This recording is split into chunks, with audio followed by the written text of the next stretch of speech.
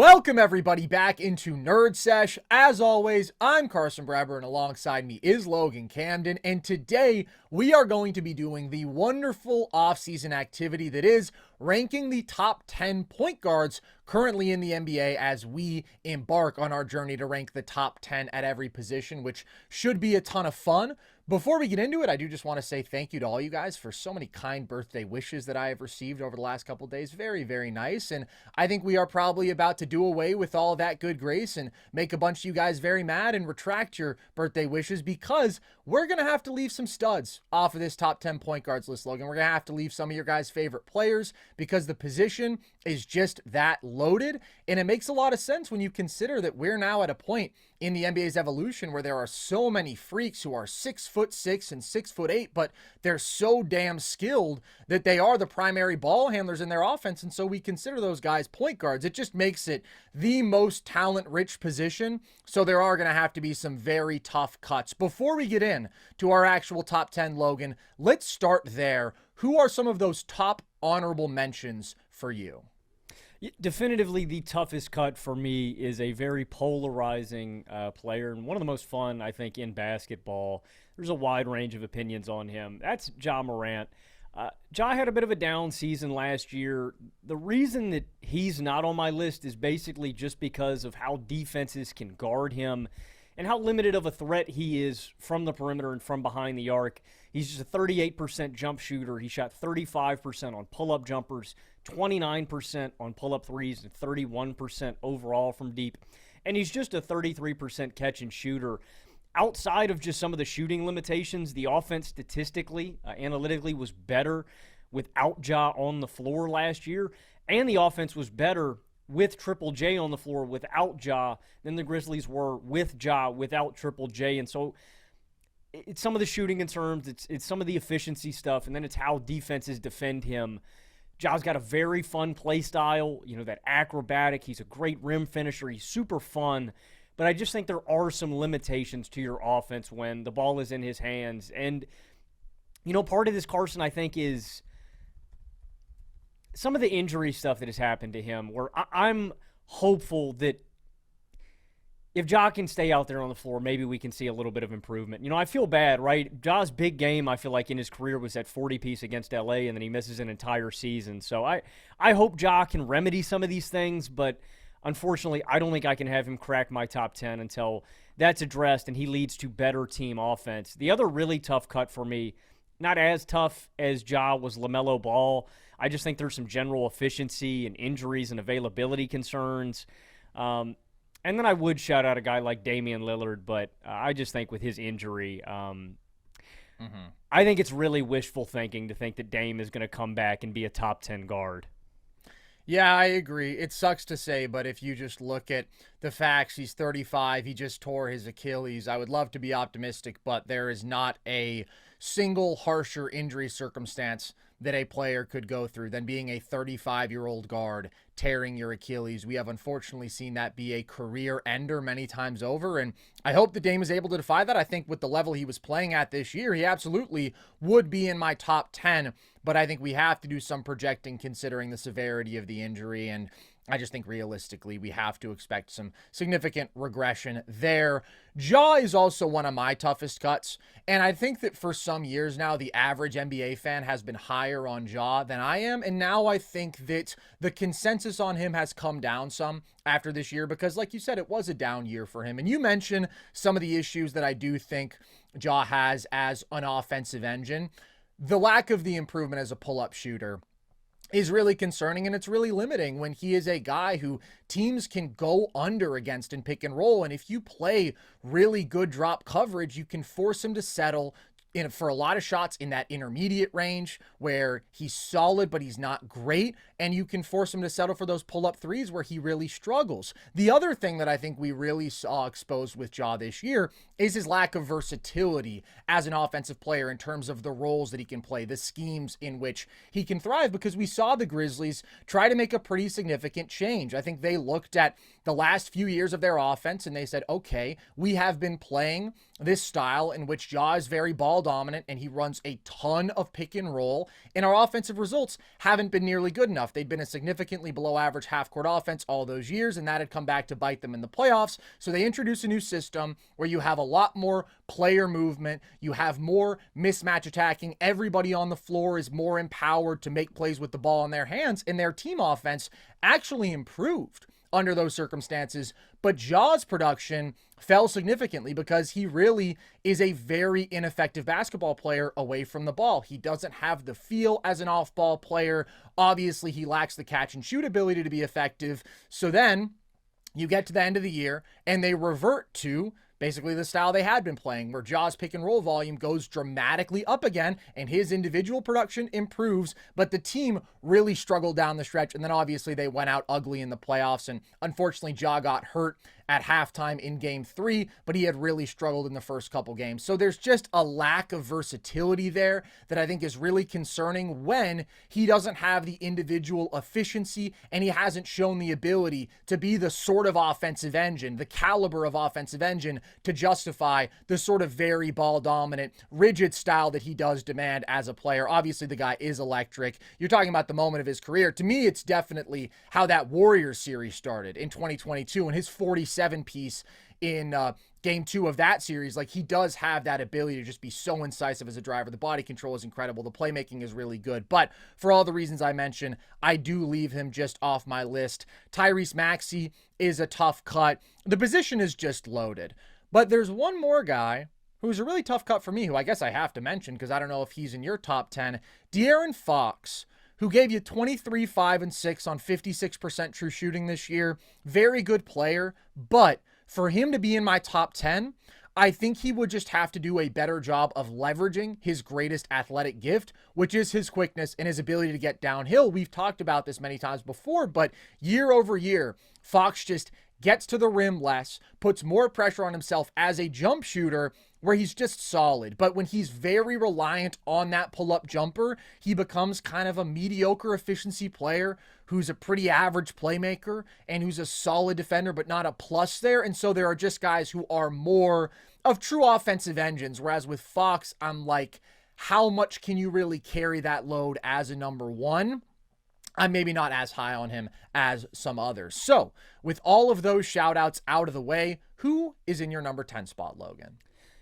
In my number 10 spot is a guy that didn't make my list last year, Carson. And he got older. Normally, that never happens. I actually have James Harden in my 10 Come spot. on! Which, a little Jimmy Harden respect from Logan Camden? I've never seen it before.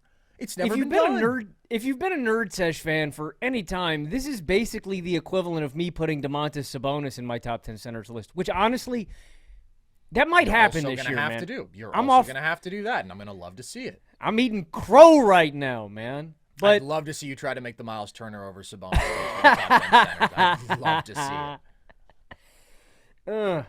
I might have to put that take to bed, man. Yeah, let that one go.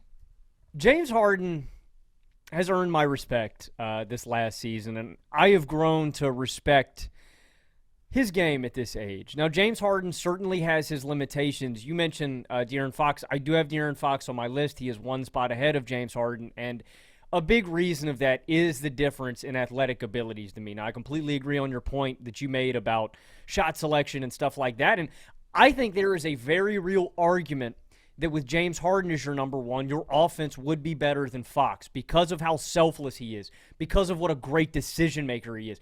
James Harden, at this stage, he doesn't have the elite change of pace and the elite physicality and the quickness and all the things that made him special at his apex, but he is brilliant. And you cannot take that for granted when you're evaluating James. This is a guy that still, as old as he is, can take the ball, you can put it in his hands every single possession, and he is going to make great decision after great decision, and he is going to manufacture good shot after good shot for an entire season, for the whole game, for the whole season into the playoffs. Like, Harden gives your team a really, really high offensive floor, and I have to value that. Like, he is continued to age gracefully as a playmaker and as a passer as he has continued to get older. The reason he can't be higher, to me, is the limited athleticism, some of the scoring limitations. He doesn't get downhill a ton anymore. He is very, very reliant on the pull-up shooting and the three-pointers. But I still think he gives you a very, very high floor. I do just marginally prefer a guy like De'Aaron Fox. And some of the other guys higher on my list, I prefer their physical traits, their physical attributes, and their ability to impose themselves more regardless of the opponent in front of them. Also, here we go. Come on, man. It's James Harden, bro. I couldn't put him any higher than this. You just had to get in my 10 spot, man. I can give James Harden a little love. I can't give him too much. I have Harden at number 10 as well, so I'm wondering where we're going to disagree. I do think that he's better than Fox. I think that he is just more of a true offensive engine because James Harden is still one of the best floor raisers in basketball, especially in the regular season. He is still one of the most effective isolation scorers in basketball. He is still one of the best playmakers in basketball. He is one of the best all-around pick-and-roll players in basketball. I mean, his ability to beat a number of different coverages, right? He can just brutalize switches with the step back game, with his shiftiness if he's got a mismatch. And then if you blitz him, he can absolutely dissect you as a passer. If you play up at the level, he can do the same thing. If you put two on the ball in any way, well, he's one of the best passers in basketball. He can beat drop coverage with that floater game of his. He's just kind of like the old offensive maestro at this point. He's so in control of the game, and especially when it is over that 82 game regular season, he just gave you 23, 6, and 9 on 58% true shooting, and down the stretch was really playing out of his mind. Very efficient pick and roll creator, very efficient isolation creator. And I think you have to praise the job that he did raising the floor of the Clippers offense this past year, where he got them to go 24 and 18 without Kawhi. And a lot of that is owed to the fact that they had a really, really awesome team defense, but also he had a massive burden as a creator and as a ball handler with Kawhi out, and he got them to produce like a 114 offensive rating when he was on the floor without Kawhi, and that was a good enough number for them to be stamped as a legit playoff team without Kawhi on the floor. So I think there's a pretty good argument that Harden is actually a more impactful regular season player than a couple of the guys who I have higher than him on my list. But I think the issues do arise in the playoffs, where we've seen these trends over the last few years. And I thought this past year was his best in a while. I thought that he was able to up the scoring volume. I thought it was a very impressive season from him. Still, elite athletes and dudes who play with a lot of physicality in the playoffs can give him trouble, and they can to some extent take him out of the game. Now, I actually think this year's playoff series against Denver, he was able to get to the rim more and finish better than in previous years, because there are stretches where he's just picking out dudes off switches who he is able to shift gears and get by over and over again. And he kept getting left, especially early in that series where he's so effective. And it just felt like they couldn't stay in front of him. And then Jokic was not a rim protector. He was not a deterrent. So the issues that have been prevalent for Harden in previous playoffs the last couple of years actually weren't as notable this year because of the matchup. But overall, if you look at the last three postseasons, the guy's shooting 45% in the restricted area, and he's only making 1.4 restricted area shots per game. Like, that's really, really rough, man. 45% effectively at the rim.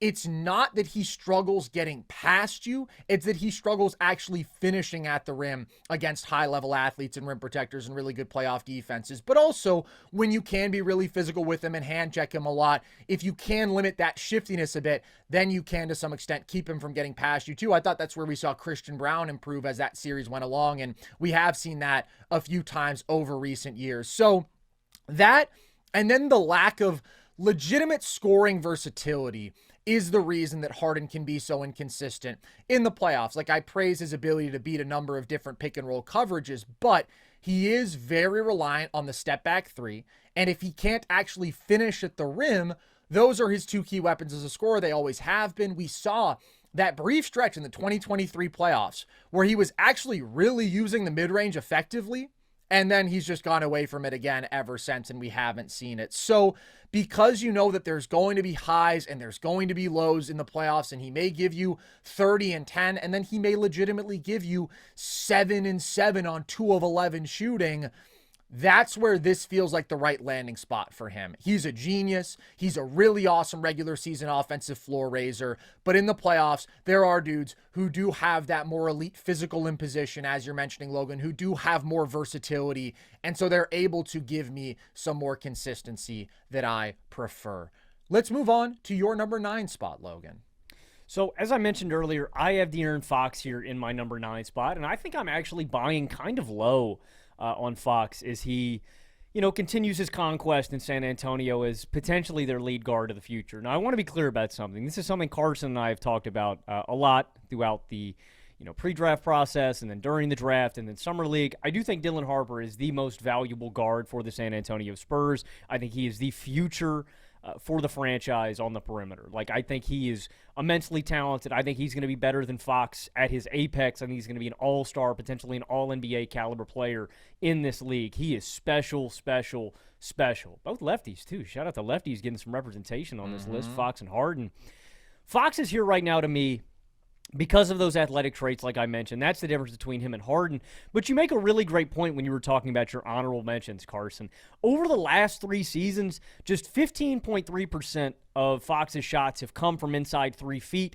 From his apex in 2020, that number has basically halved itself. And now 32.8% of his shots come from behind the arc. You go, why is that?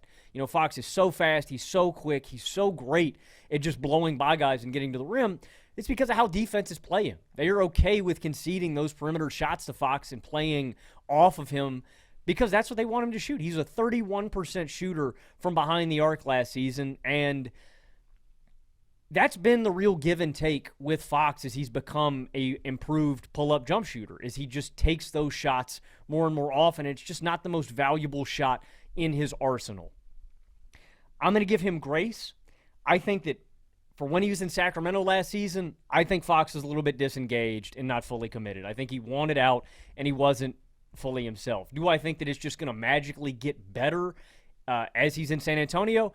Not necessarily, but I think he's going to have more incentive to play better, to play harder in San Antonio.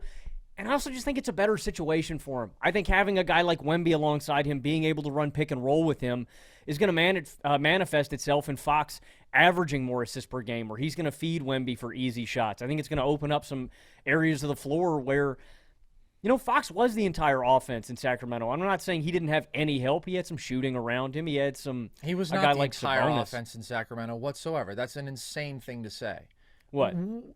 That Fox was the entire offense in Sacramento? He wasn't their best regular season offensive player. Are you going to say it was Sabonis? Yes, I'm going to say it was Sabonis. That's they run egregious. So much through Sabonis. He's so efficient. He's so productive What, in the off regular a dribble season. handoff? I can do a dribble handoff, man. Oh, my God. I actually can't talk about Domantas Sabonis with you. It's insane. But that's a crazy thing to say, bro. Their entire system was built around Sabonis and running motion off of him, running actions off of him, and putting a ton of shooting around him. The idea that, it was all De'Aaron Fox, their offense was still really good after they traded away De'Aaron Fox. They just have a good offense. This dude likes Domantas Sabonis, bro. Don't. I really don't is the crazy part. But you have, this insane, blinding hatred for him that I can't deal with. We have to be able to be honest. He caps you at 47 wins, bro. Okay, bro, what's your ceiling with De'Aaron Fox as your best player? That's the thing. That's why I could hear he's not the best player in San Antonio, and that's why I think he's going to be better because he's got a guy like Wemby who can legitimately space the floor. I feel like I'm buying low on Fox. I feel like I don't think he can get any higher than this. I honestly think this is his apex. I concretely like everybody above him way more on this list, but I think Fox is going to have a better year than he had last year, a full year in San Antonio. And I think the situation is better around him, man. I think Sabonis hampers and hinders and caps a lot what you can do offensively, man. So I think Fox is in a better spot. I mean, that's just an insane thing to say. I really think that's an insane thing to say. Over an 82-game regular season, he is the fulcrum of their offense. And again, they produced a very good offense. In fact, their offense was way better with Sabonis on the floor without Fox than vice versa. You have a hatred for Domantas Sabonis that I can't understand. But I don't have De'Aaron Fox here. I don't think it's egregious to have him on, but I do think that Harden is better. I think that Harden is significantly better equipped to actually Who would you rather carry have a regular season. In a playoff series? Between who? Harden and Fox? It's That was pretty damn close to the point where that I think was Harden is much more valuable in the regular season, so I'd take him overall. that was the deciding factor for me. If I was taking one player in a playoff series, I feel like Fox has the more the volatility to explode and have a monster series than a guy like Harden. The thing is, I don't think I agree with that, actually, because Harden is going to have the elite playmaking impact that Fox is not. And if you're talking about ceiling, well, Harden's ceiling in the playoffs, if he's money as a pull-up shooter, is high. And here's the thing. I just don't want to forget what Fox did against the Warriors 2 years ago. I mean, that was super impressive. Awesome and series. guess what? He ended up shooting 42% from the field, and it was a 52% true shooting. What did Sabonis do in that series? We're not talking about Domantas Sabonis. We're talking about De'Aaron Fox, whose shot diet is not good. He relies on a bunch of pull-up jumpers as a guy who's just a solid pull-up shooter. So yes, he can leverage the threat of the quickness and he can get to the mid-range off of that, and teams will give him the pull-up three, and he's fine at those shots. He's not an offensive engine like a James Harden is, because there are matchups where you can't stay in front of Harden. He's shooting 40% on his step-back threes at crazy volume, and he's manufacturing elite efficiency shots for his teammates. Fox doesn't manufacture those shots for his teammates. He's just an okay playmaker, and he doesn't manufacture high-efficiency shots for himself. Yeah, we can say he could, but he doesn't do it at the end of the day, and he hasn't done it for years. So that's fine. You can be higher on Fox than me. I don't know why it has to come with so many insults thrown at Domantas Sabonis. In my number 9 spot, I have Trae Young, and I'm wondering, just because I'm looking at the names, if we're going to have one disagreement on if a guy is a point guard or shooting guard. That's what I've been thinking. I think we are. And I think it makes sense, because I would have considered this guy a shooting guard for the last few years, but now I consider him a point guard this year because the context of his roster has changed. Is it Book? No, it's not Book. Is it Maxey? No, it's not Maxey. Kyrie Irving. Yeah, it's Kyrie. Do you have him as a 1 or a 2? I got him as a 2, but that makes sense. Yeah, I think we're just going to have to live with that's going to be a funny-ass graphic. There. Yeah, I know one of us is going to have Kyrie wherever on the point guard list. One of us will have him wherever on the shooting guard list. Nowhere to be found on the other list. We can get to that conversation later. Positions are fake in today's NBA anyways. We're just doing our best here, folks. Trae Young is a point guard, though. Trae Young is about as obvious as a point guard can be. I mean, this guy is all of 170 pounds. And he is going to run a shit ton of pick and roll, and he is like that textbook ball-dominant, high-volume offensive engine in today's game. Gave you 24, 3, and 12 on 57% true shooting this past year. If I remember correctly, produced the second most total points of offense in the NBA this past season, only to Nikola Jokic, and it wasn't just the volume. He was a highly impactful offensive player as well. Improved Atlanta's offense by 6.5 points per 100 possessions. And I think you really have to emphasize how impressive leading that group to a 117 offensive rating when he was on the court. That was a pretty insane achievement, because he did that with no Jalen Johnson for most of the year, with very sketchy shooting around him. You've got a center, and then you've got Dyson Daniels, who's a really inconsistent outside shooter, not a very good three-point shooter. You have Shai, who got a lot better as a three-point shooter as the year went along, shot it quite well in the second half of the year, but was shooting it below 30% from deep in the first half of the year. And then with Johnson out, they had various starters in that fifth spot, and for the home stretch of the year, it was mostly Muhammad Gay, who is not an NBA starting caliber player, who is not an outside shooter, shot 26% from three. So you just look at the lineup context, and you've got really questionable shooting. You've got extremely limited creation alongside him, and yet Trae is still able to create good team offense for you, because he's an elite advantage creator, and he gets to the line at a phenomenal rate, and he's always going to have the threat of his high-volume three-point pull-up shooting, and he's got his floater, which is one of the most lethal weapons in basketball, so he can just kill you out of pick and roll in all those ways. And then he's a top 5 passer easily on the planet. He is arguably the best interior passer in basketball. His ability to find bigs off the roll and in the dunker spot from a bunch of different angles, it's ridiculous. His ability to fire skip passes all over the floor, even at his size. Like Pablo Escobar once said it well. I think that he basically said, inside of half court, you feel like every pass is within Trae's range. And that's true. I mean, he is certainly the best small passer in basketball today, and one of the best that we have ever seen. So to take that situation, not good shooting, not good play finishing, not good creation alongside him, and lead them to being a legitimately good offense. That's why I think Trae has to be on this list. I know that there are some major Trae Young skeptics and deniers, and I get the downsides too. I mean, if you want to talk about a lack of versatility, this guy is arguably the epitome of that. You know that he is going to be dictating every possession. Also, high turnover player. Also, not a super high efficiency player, especially if the pull-up three is not falling, and sometimes it isn't. And then his shot selection can become frustrating because although he's this amazing playmaker, he also likes to put up his 8-9 threes a game. And some of those are really tough looks from crazy range off the bounce. So I understand that. I understand that he is a negative defensively.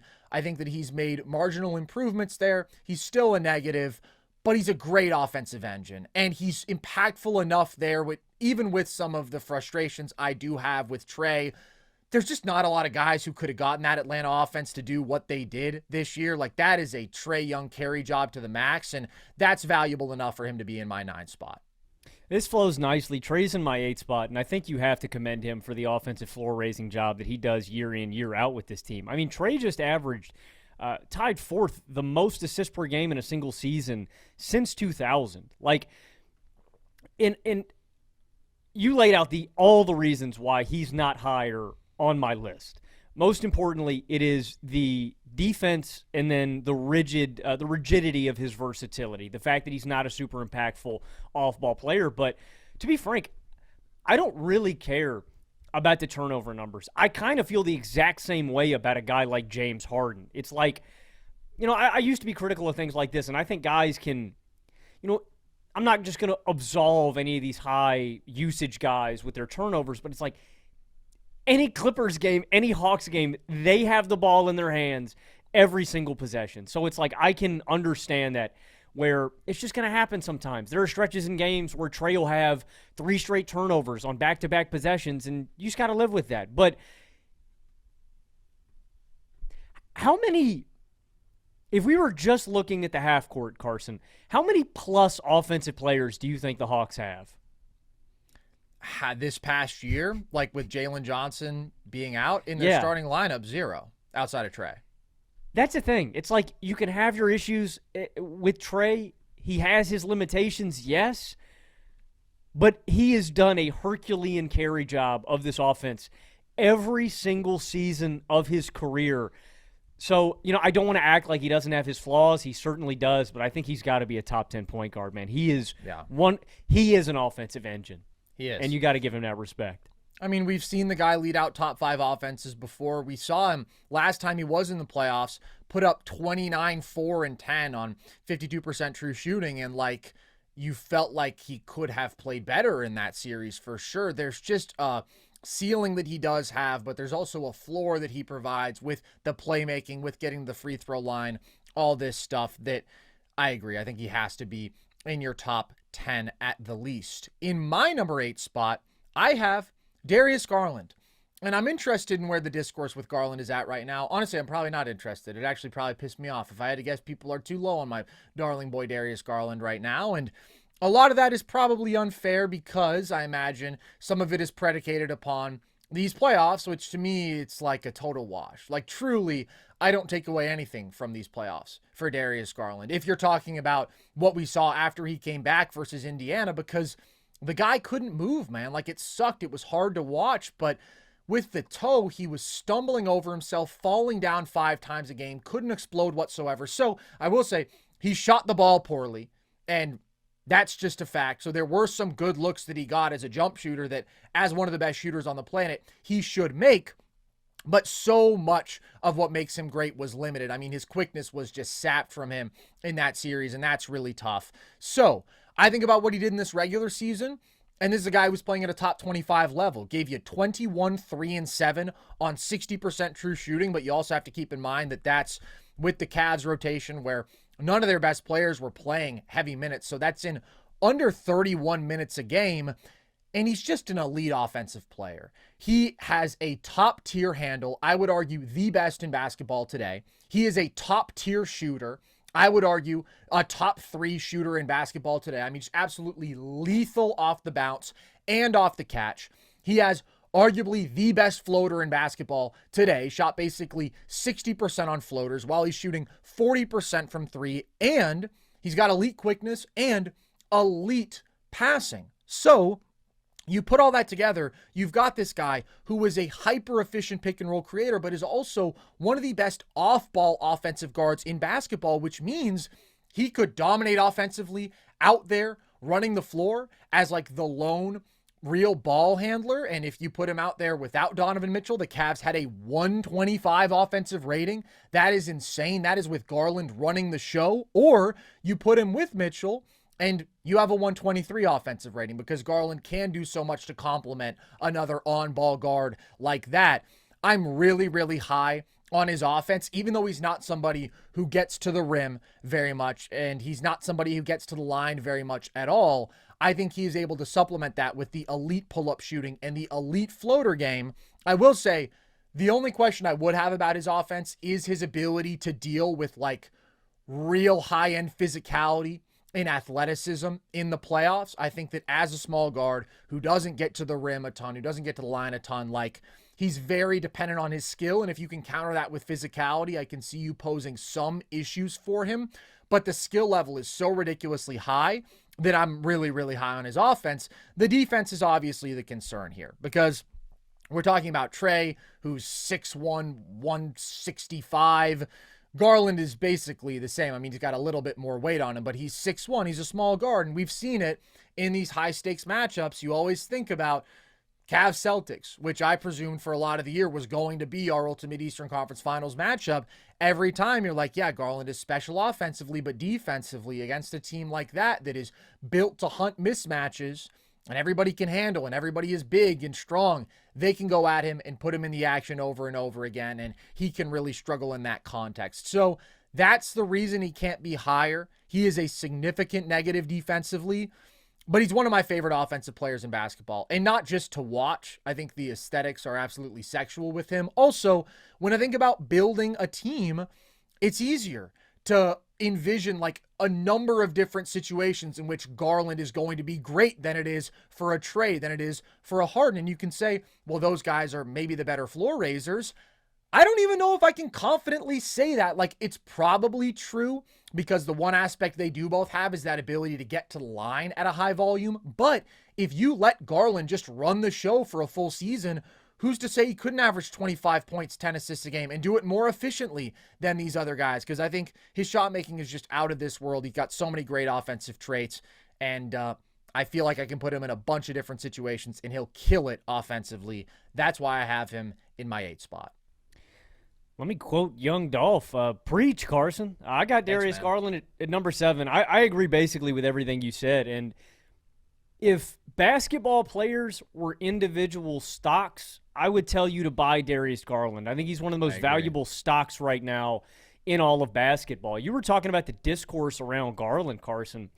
I kind of feel like most people would probably have Garland outside of the top 10 if they were ranking guys. Like the average NBA fan. I feel like some may prefer Ja Morant. I feel like some may prefer LaMelo Ball. I think Garland has this kind of stink on him from the playoffs last year and just generally. I don't believe this about Garland, but I think in the mainstream, the past 2 seasons, I don't really care about that. Like, I understand that he was injured. I mean, 2 years ago, I don't even, like, that doesn't register to me. That doesn't matter to me at all. What he was dealing with physically, losing all that weight. Like, I can't imagine, with the broken jaw, trying to come back and play NBA basketball after that. And then last season, that zapped all of his powers. Like, you just look at the skills, man. Like you said, he's one of the quickest guards in basketball. He has one of the best handles in basketball. He's one of the best passers and shooters. And the biggest thing to me is what you said, dude. It's the malleability. I can put him alongside a ball-dominant 2-guard, and he can work because he can succeed off ball. I can let him run the show, and he can make my offense great when he's just the sole guard out there. A lot of these guys that we're going to talk – not a lot of these guys that we're going to talk about today, but a lot of these really dominant offensive guards have these defensive limitations. Yeah. So whose offensive game do I prefer more? Garland is very high. Just to throw out some of the numbers you were alluding to, Carson, he shot 53% in the paint non-restricted area. He shot 44% in the mid-range and 44% as a jump shooter, and he's a 41% pull-up shooter while being a 42% shooter off the catch. I think Darius Garland, that's why I say if you're going to buy two stocks right now, I would say buy Darius Garland stock and buy Cleveland Cavaliers stock, because I think people are overreacting a ton to these last 2 years of playoff basketball while overlooking conveniently the context of all the situations. This is a team that has been riddled with injuries. This is a team that had a coaching change where they took a massive leap upwards next season. I think Darius Garland has an opportunity, if I had to peg somebody to jump to, I want to say he could get to top 5. I couldn't rule it out. Say it. I think Darius Garland I don't think he's been given a fair shake yet. And I think if we get a full year of healthy Garland, I think he's going to really turn some heads. So my stock of the season might be Darius Garland. And I prefer him offensively to one guy above him on my list, but the two-way ability surpasses him. But I definitely prefer Garland. Garland is one of the elite offensive basketball players in the league today. I completely agree. The health, unfortunately, has bit him, but we've talked about this with the Cavs a lot. I think equating the team from 2024 to the team from 2025, just to start with, is crazy, because Garland got so much better. Mobley got so much better. The depth got better. You bring in a new great coach in Kenny Atkinson. The team took a huge leap, and to say, oh, well, they failed in 2024 when, again, they weren't healthy to begin with, but they also failed in 2025 when they were even more banged up. They were a much better team this past year, and they really didn't get a fair shot because the injuries were that significant. I'm not really factoring availability into my lists. I just think it gets too complicated to be like, okay, how do I weight this against that? I'm just thinking, how good are you when you're on the floor? If it's been a consistent problem, and the guys that I would point to is like LaMelo more than anybody else, that's where I would hear an argument. But yeah, by and large, I'm not either. There is that line of okay, do we even think this guy's going to play 20 games this year? But obviously Garland is not close to that line. I am a little worried about this toe thing, though, just because it has ballooned, and the timeline was a 4-month recovery from when he finished in the playoffs. So now we're talking about bordering on the start of next season, and what if there are more complications there? I don't know. It just concerns me because we did see how affected he was by a totally different injury in 2024, but trying to play through that and trying to come back from that and really struggling. Now this is a nasty kind of injury that obviously totally hinders your explosiveness, and I would think that he's got ample recovery time here, but toes can be tricky, and unfortunately I think we saw just how limiting it was for him in these playoffs. But I'm very hopeful that he gets back, gets fully healthy, because I thought he had a great regular season, and I definitely think he can build on that this season and into the playoffs. But in my number 7 spot, I do have another point guard from the Central Division who I think you were just hinting at, because I do think that Darius Garland is a better offensive player than Cade Cunningham. But I do give the two-way edge to Cade, and I actually flipped on this from when we ranked our top 30 players in March. I thought these guys were super close. I was slightly leaning Garland. Now I'm slightly leaning Cade, and I think the reason for that, honestly, is in part what we saw from him defensively in the playoffs. It's also maybe in part my concerns about Garland's defense getting even bigger. But I thought that Cade showed an ability to be a pretty impactful two-way player, when he fully locks in. And throughout the regular season, he was one of the better rim-protecting guards, but really wings in basketball. We call him a guard, but the guy's 6'6", 220. He's a big human being out there. He had some stretches in that series against the Knicks where he was a really impressive defensive player. He ends up averaging 3 stocks a game in that series. And that's where you worry so much about Garland and how do we hide him defensively. We know he's great offensively. Cade isn't going to have the same hyper efficiency that Garland does offensively. He doesn't have the same off-ball value offensively that Garland does. But you know he's going to produce offensively, and he is going to be a very solid part of your defense. And that's valuable. I think some people might still be surprised, though, that I don't have Cade higher than this, because some people are really, really high on Cade. And you look at the box score production, and it's 26, 6, and 9, 56% true shooting. The efficiency definitely leaves something to be desired, but the box score is certainly filled up, and in so many ways, he looks the part. Former number 1 overall pick, of course, but 6'6", 220, strong, really gifted mid-range shot maker. I mean, definitely has a very impressive bag for his size. High-end playmaker, going to rack up big assist numbers. And so he's always going to end up putting up his numbers. But I also do think that Cade has his limitations that we see rear their kind of ugly head time and again. And you can look at the playoffs and it's like, okay, on the one hand, his ability to produce 25, 8, and 9 is impressive. To do that in your first playoff run as the guy with limited ball handling and offensive skill around you. Obviously, Jaden Ivey out. Detroit is not a super talented offensive team. That's impressive. But then you also look at some of the other numbers, and it's 51% true shooting and 5.3 turnovers per game.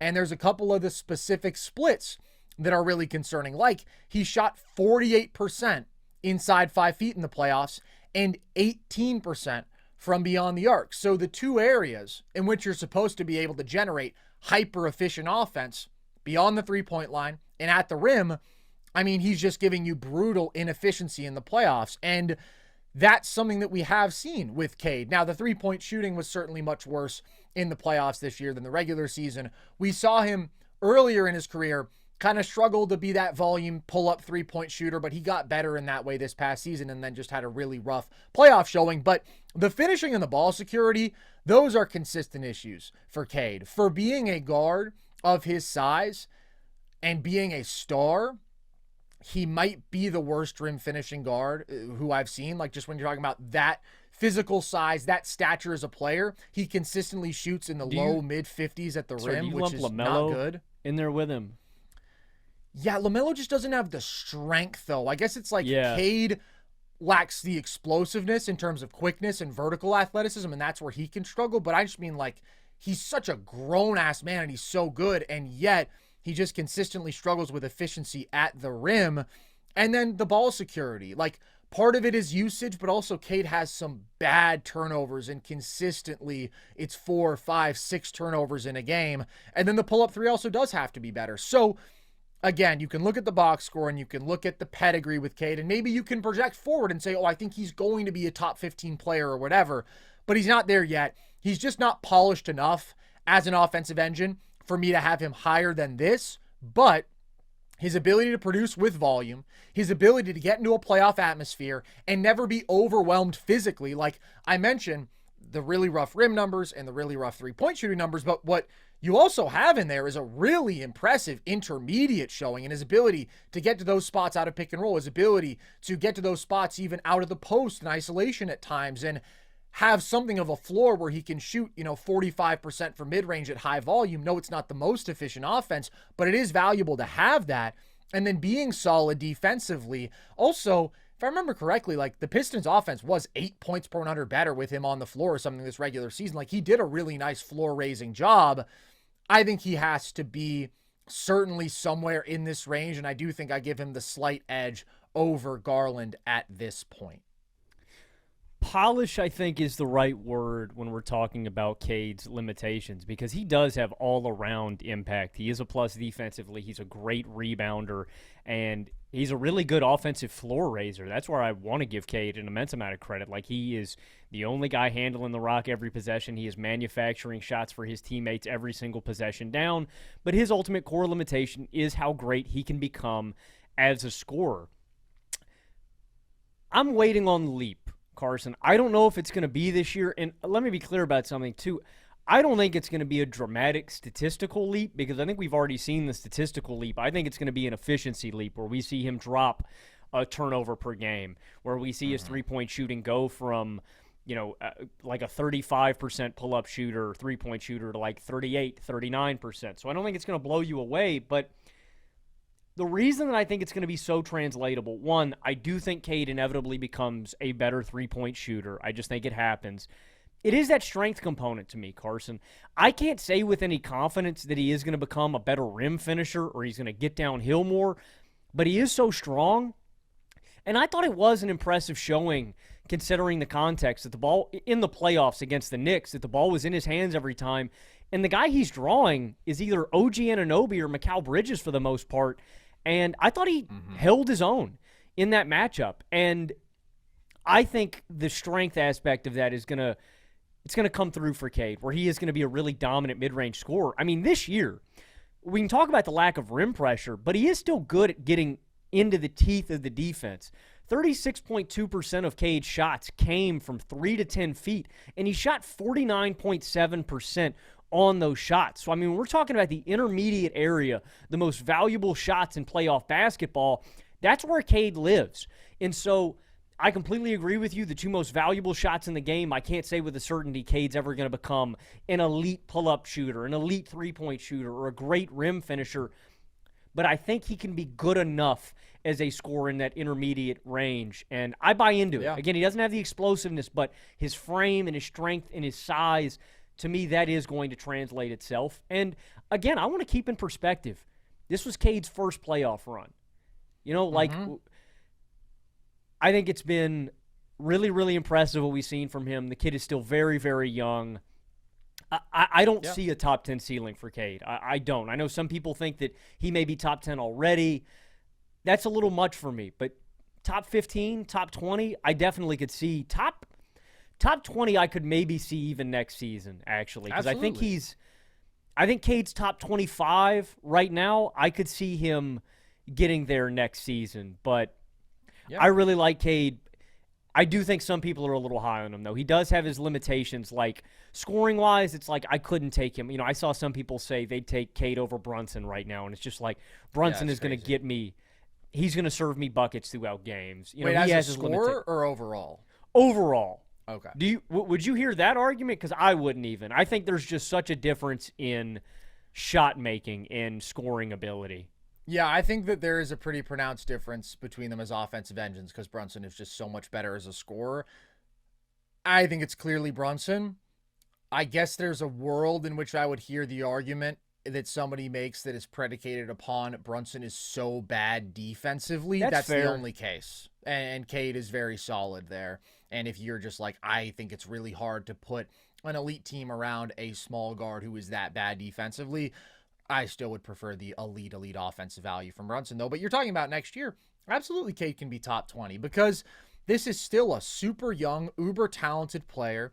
And we've talked a lot about how he was pretty underrated during the 2024 season. And so there was this narrative that like, oh, he took a massive leap last year when really it was more of a marginal leap in some areas. And the situation around him getting so much better because this dude was playing in basketball hell in 2024. Big Killian Hayes still out there starting, like just the ugliest spacing and lack of offensive skill you could ever see. If Cade is going to take that leap next year, I think it's probably going to be continuing to improve as a pull-up three-point shooter, where again, he got better this year, but I think that he can get even better there because he's one of the best mid-range shooters in the sport. And so if you're that elite a jump shooter from one part of the floor, I think there's potential for him to continue to improve from beyond the arc and become more consistent. And we saw him get to the line a ton in the playoffs, which is also great because, yeah, I have my issues with his efficiency in the playoffs, but also the guy really kept coming with volume. And I think that that has to be commended because that's exactly what his team needed from him. And the other thing, I mean, if he could just, again, cut on some of the bad, like handle-related turnovers. And I think even though he racks up big assist numbers, and I just at his size, he has so many passing angles available to him, I think there's still a little bit of improvement to be made for him in terms of passing accuracy. And I think some of the turnovers are born out of that as well. So even though, and I've talked about this before with Cade, really talented, he doesn't have those clear paths to creating that hyper-efficient offense that comes at the rim or from beyond the arc, or he hasn't shown that yet. Even in spite of that, even if he never becomes an elite high-volume pull-up three-point shooter or an elite downhill rim finishing guard, he can still be awesome because he has the size, he has the strength, he has the playmaking, he has the intermediate scoring, he can get to the line, and if he can just be good enough as a three-point shooter and rim finisher, then yeah, you're looking at a top 20 player. You're looking at potentially a top 15 player. The guy's really good. I think some people need to hold their horses with him a little bit. This happens with young players all the time, though, especially when they're super high-profile talents and they're in a situation where they need to produce a ton of volume, and so they do, and the highlights are sick, and the aura is there, like, people start to project a little bit. They say, this is what I think Paolo is going to be, but no, actually, I'm going to say this is what Paolo is right now. This is what I think Cade is going to be. I'm going to frame it like this is what Cade is right now. And that's a natural thing that happens all the time. I will say, when we're talking about projecting, the Pistons are probably another one of the teams that I'm in with their stock this season. You know, I think with the return of Jaden Ivey at that 2-guard spot, I've been really high on Ivey. I know a lot of people aren't super high on the development track that Asar Thompson is on, but I think Asar Thompson is due to continue developing offensively. I'm pretty damn impressed with Asar. I mean, he's not a man, but I think he is going to be – I mean, he already is really great at these things, but I think he's going to be an elite closeout attacker. He's already a problem in transition. Yep. I think there's a ton more to tap into with Asar. I mean, he has an argument for being the best on-ball perimeter defender on the planet. He has an argument for it, at least right now. Yeah, and I mean, just the young athletic core for Detroit is pretty freaking ridiculous, man. Jalen Duren at the 5 spot, my guy Ron Holland coming up, who I'm expecting. There's a lot of young guys where, it's what happens. You're talking about these, about young players just taking the leap and getting better. Detroit has a lot of variability in if all of those guys get, say 5 to 10% better or whatever the percentage is, that stacks, and it's like a multiplier for the entire team. So yeah. I'm very, very high on Cade in Detroit coming into next season. And I think you also have to give credit to Cade for what he did after Jaden Ivey went down, where they really didn't miss a beat. And in fact, their record was better without Ivey, and that's where Cade's offensive floor raising really, really was so impressive. But I am interested to see, okay, full year of Ivey back, who I thought looked easily the best that he has in his career before he got hurt next year, alleviating a little bit of that pressure, putting a guard alongside him who was shooting the ball so well, which was a little inconsistent for Ivey his first couple years, but he was a 40+% three-point shooter last year. Just putting another guy with that sort of skill in the backcourt, I think, could help him, because we saw how important Schroeder was in the playoffs, who obviously is gone now. But just having anybody else who can handle the ball and make some plays obviously is going to help Cade and just take a little bit off of his plate. So, do you have Cade in your 6th spot?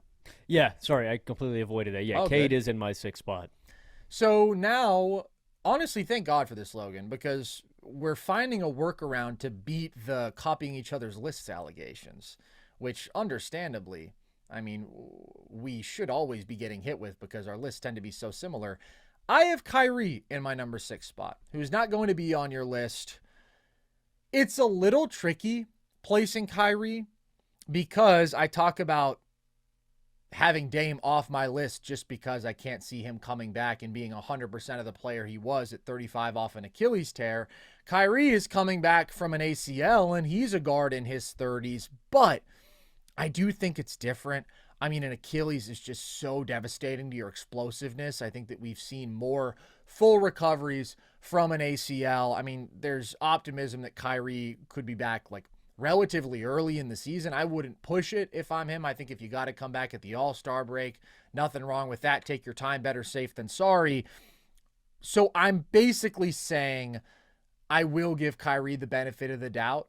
And I get it if you think that's a little inconsistent, but I think the injuries are different enough to where it makes sense in my sick and twisted head. Kyrie was awesome this past year. I mean, 25, 5, and 5 on almost 60% true shooting.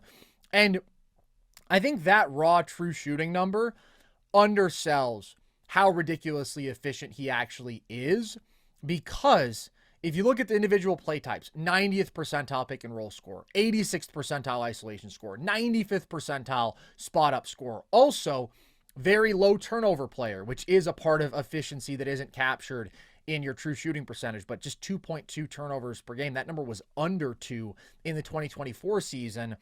I think he's just the ideal number 2 offensively at this point in his career, because he's got that masterful on and off ball skill. I mean, he is one of the absolute best jump shooters on the planet, both from beyond the arc and from the mid-range. And so he's just got such a complimentary game, right? He can kill you on ball, he can kill you off ball, but he's not built to be a number 1 because he's not a true offensive engine. He doesn't pressure the rim a lot at this stage in his career. He doesn't get to the line a lot. He's not a super high-level playmaker. But still, if you look at this past year, the Mavs went 28-22 with him, and they went 11-21 without him. And even before they traded Luka, obviously Luka missed a lot of time last year, Kyrie had them above 500 in the games that Luka didn't play, and he still got them to a 117 plus offensive rating in his minutes without Luka this past year. And the offensive skill around him was not good on that Mavs team without Luka. So that is really impressive. I think you have to give him some props there for just the impact of his all-around scoring versatility and efficiency as a offensive number one, even if that's not his ideal role. And he can hang on defense. So you can look at some of these small guards, and it's a big issue. With Kyrie, it's really not. We know that he can be competitive on that side of the ball. Not a plus, but just fine. So I do value his elite efficiency and versatility on offense a lot. And I just trust him more than some of the guys below. You can talk about, okay, Harden is more of an offensive engine, but he's also a lot more volatile in a playoff environment. You can talk about Cade and his ability to produce with that volume, but also the turnovers, the efficiency. Those are like major concerns with Kyrie. I'm pretty damn confident in his ability to be really effective offensively because he can score in so many different ways. And I do think like this is not his ideal role that he's about to be cast in.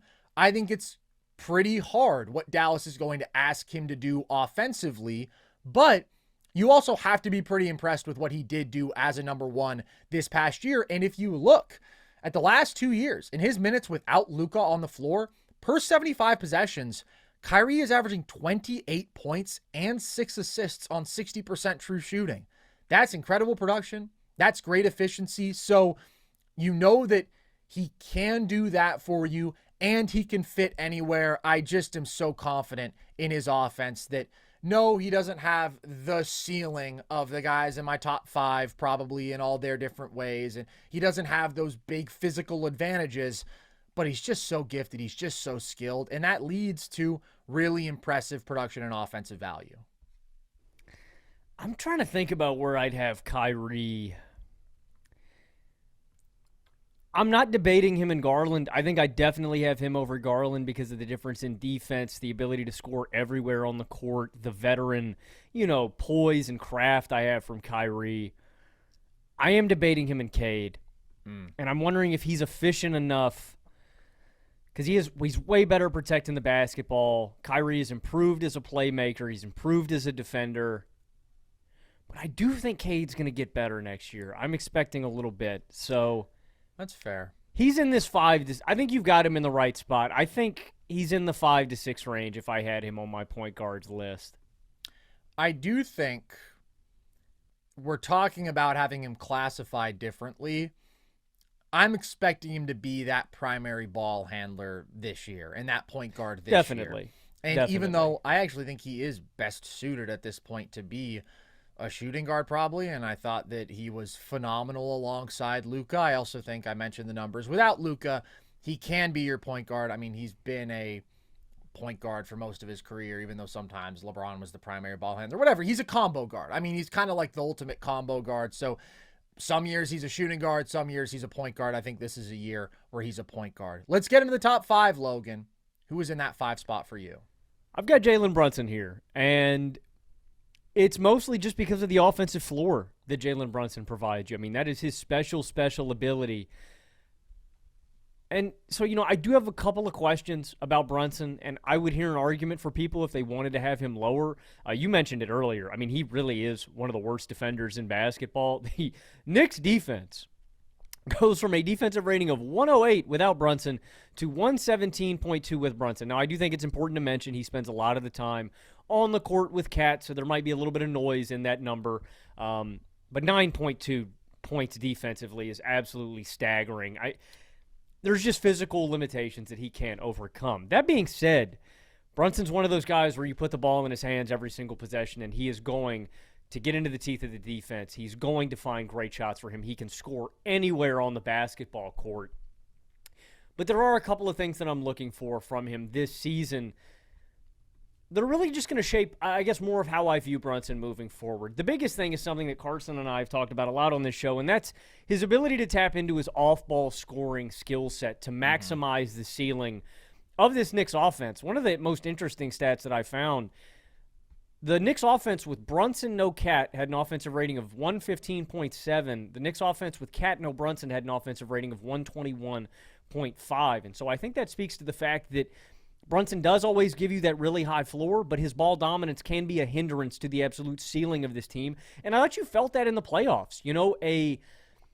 Just stagnation. The ball would stop sometimes. There would be not a ton of off-ball movement. Guys just kind of standing around, where I feel like it's a little more natural with other guys with the ball in their hands. And so I know Brunson can do it. He was a 40% shooter off the catch, I believe, last season. He really did it at a high level during the regular season. But we didn't see that in the playoffs. And so I'm hoping with the introduction of Mike Brown to this team, he can introduce some principles to really maximize this offense. And hopefully they can tap into that. But the reason he can't be higher, I do think, is just some of his defensive limitations. Not that, there's a couple of guys, there's a few guys above him that aren't pluses defensively, but they're not drastic negatives the way a guy like Jalen Brunson is. And then it's the difference in ceiling raising versus floor raising. I think Brunson's one of the best floor raising guards in basketball. But when we're talking about ceiling raising, I just think there's a couple of guys that unequivocally just take your offense up a couple of notches when we're talking about playoffs and in those big-time situations. But I have an immense amount of respect for Jalen Brunson. I would take him on my team any day. And in these clutch spots, in those big moments in the playoffs, Brunson's one of those guys, I want the ball in his hands, man. I know he's going to get a shot. And the big difference, because, again, we were just talking about this one, I think it's a very easy comp, the Brunson versus Cade dynamic. Because, again, like you said, Carson, people may look at the raw numbers, the rebounding, the defense, the two-way stuff. And I would hear an argument for Cade, but I really felt like in those crunch time spots, in those head-to-head playoff battles, you just much rather have Brunson. He is so much better at getting to those good looks, and he's a much better tough shot maker, I think, from everywhere on the floor than Cade is right now. That could change. Again, I'm expecting Cade to get better, but right now, I just think Brunson's skill set offensively is more valuable than the totality that I'm getting from Cade. I agree. And I think that particularly, what sets Brunson apart from a lot of guys is his insane playoff scoring. He's a great regular season scorer, but his ability to ramp up his volume in the playoffs, we've seen it throughout his entire time in New York. He's like a 30-point-per-game playoff scorer. And this past year in the playoffs, he gave you 29.5 points and 7 assists on 58% true shooting. There are several reasons he is so well-suited to be so effective as a scorer in the playoff environment. Part of it is something we've talked about already, something we'll talk about again. In the playoffs, you will face packed paints. You will face defenses that are loaded up and are going to try to keep you as your team's best offensive player from getting all the way downhill and finishing at the rim. You're just going to encounter that a decent amount, especially if you have a weak offensive player in your starting five who teams are comfortable roaming off of. And the best way to counter that is to be able to say, okay, I can get into the paint consistently, basically whenever I want, but I don't have to get all the way to the rim. I can cook you on an island with a mid-range step back. I can beat you with my physicality and even turn my back to the basket and beat you with a fadeaway. I can kill you from floater range. Brunson can do all those things at a really high level. He shot 51% on two-pointers outside of the restricted area in the playoffs this past year. That's almost as efficient as his actual rim attempts, because he is a smaller guard, right? He's not super efficient at the rim, but he's able to supplement that with this masterful scoring elsewhere inside the arc, and also with his ability to get to the line at such an elite rate. Like it or not, the guy's one of the best foul drawers in basketball, and he gets to the line 8 times a game in this past postseason, so that's where he doesn't have to have that super hyper-efficient rim offense at crazy high volume, because he gets that hyper-efficient free throw offense. So his scoring floor is insanely high because of that. And then he's also a great pull-up three-point shooter. So he has increased his three-point volume. That's another area where the ceiling can be super high, and he can give you scoring performances in the 40s. But he's really got it all for his size. I mean, he's super strong. He's got elite craft. He's got basically everything in his bag, and he's so great playing off of 2 feet. I mean, he's got so many counters. He's so smart about drawing fouls, again, like it or not. And everywhere on ball. I mean, isolation, he's ridiculously efficient. Pick and roll, he's ridiculously efficient. He's close to 90th percentile efficiency in both those play types with crazy volume. And he protects the ball really well. He's a super low turnover player for his offensive volume. So as a scorer on ball, he's one of the best that we've got. He's also gotten better at leveraging his scoring threat to create for others. But I do think a fair criticism of Brunson is that he can get in that to score first mode at times. And he is certainly not an elite playmaker, but he is a great offensive player. He is an on-ball master. And like you say, there's potential to tap into more off-ball. And that would make me even higher on his offense, which I'm already pretty damn high on, because I'm not going to say that like the ball stopping criticism is nothing. I think it can be fair. And I think there were times where it was a problem for New York. I also think there's a lot more times where like his ability to just create a good shot, possession after possession with the ball in his hands is really damn valuable. I'd like a little bit more variety and versatility.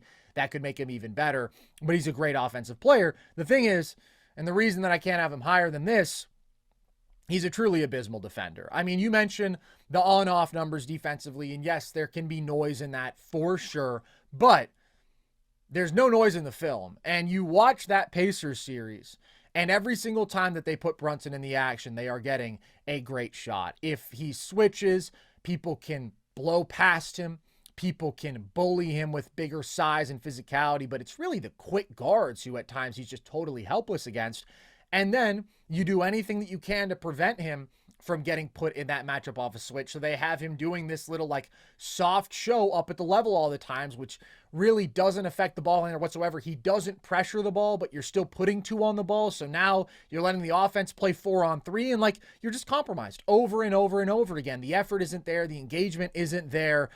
And that's a problem. That's a really big problem. It's especially a massive problem when you put him on the floor with a Karl-Anthony Towns, and those are your 2 best players in your building blocks, and they're both major defensive liabilities. So that, and then at this point, the extreme ball dominance and maybe the lack of like a super high-end efficiency ceiling, because he doesn't have that super easy rim offense, and the lack of elite playmaking, like those are the things that I would say make him a tiny bit harder to build around than the guy I have in my number 4 spot, even though I think Brunson is the better floor raiser. But it's really the defensive issue. I mean, that's it. I think anything offensive with him is kind of nitpicking, but to say this guy is one of the worst defensive players on the planet and that's a major problem is absolutely not, because that's the NBA today, man. I mean, they are going to find your weakest defender and they are going to abuse him, and Jalen Brunson is that guy for the Knicks, and he'd be that guy on any team. Yeah, so you have Brunson in your 5 spot as well. I do. So who do you have at number 4? I think the guy you were alluding to in your 4 spot is Tyrese Haliburton, and Haliburton kind of took the league by storm in these playoffs. I mean, I think people finally realized with their finals run, with all of his late-game heroics, I mean, truly unprecedented stuff in the clutch that we saw from Haliburton in these playoffs, finally made people recognize and appreciate how special of a basketball player he is. Now, on the defensive point, I don't think Haliburton's like an elite defensive guard by any means, but I was really, really impressed with what he did in the playoffs this year, especially just situationally, like knowing when to pick guys' pockets, knowing when to jump passing lanes, knowing when to be aggressive and where to pick your spots. I was really, really impressed with Haliburton. And then he's just a masterful decision maker and playmaker. And I think Jalen Brunson is a better scorer than Tyrese Haliburton. And I know a lot of people, Carson, I think that was one of the debates of the playoffs. I saw a lot of people get really angry after the Pacers beat the Knicks.